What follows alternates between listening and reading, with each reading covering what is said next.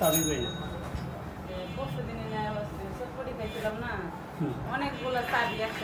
না না চাবি হইলে আমি রাইখা দিই, চাবি হোক যা রাইখা দিই। আমার একদিন চাবি পড়ে গেছে। আমাদের চাবি কে যা পইরা থাকবো, এই দেন একজনের 2 টাকা পইরা আছে, ওই যে এই 2 টাকা ওই যে রাইখা দিছি।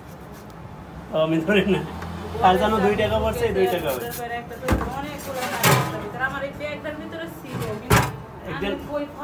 একদিন একজনের 100 টাকা পাইছি ওই যে পইরা, মনে করেন 2 মাস অপেক্ষা করছি ওই লোকেরে দেই পরে ওইটা ফকিরে দিয়ে দিছি।